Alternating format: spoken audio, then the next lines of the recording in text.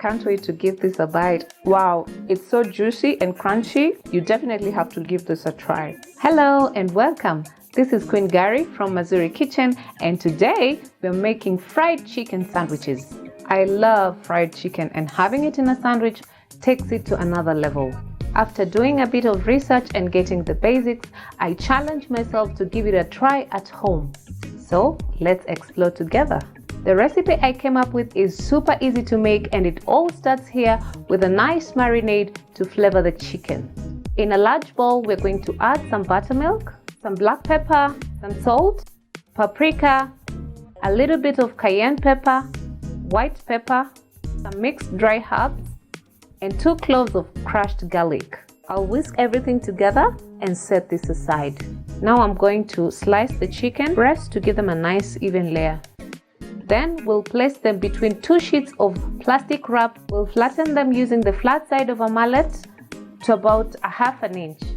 This tenderizes and allows the chicken to cook more evenly. We're going to add them into the buttermilk marinade. We'll cover this with a plastic wrap and let them sit in the fridge for at least 2 hours. You can also leave them overnight. Now we're going to prepare all the ingredients for assembling the sandwich. I'm going to start with the mayonnaise sauce. In a medium bowl, I'm going to add some mayonnaise. Next, I'm going to add some Greek yogurt, a couple of tablespoons of apple cider vinegar. Then we'll give everything a stir until well combined. Now I'm going to chop some scallions. Then I'll mince some chives. I'll also finely mince dill. Add all these into the sauce, some dried mixed herbs. I'm also going to add some crushed garlic, some salt and black pepper. We'll give this a whisk until well combined. How beautiful! Our sauce is now ready. Now we're going to toast the buns. We'll start by slicing them into 2 halves. Then I'll brush them with some melted butter like this. Then I'll toast them under medium heat until they are nice and golden brown. This enhances the flavor. We're going to thinly slice the pickles. Then we'll cut and separate the lettuce. I'll also slice the tomatoes.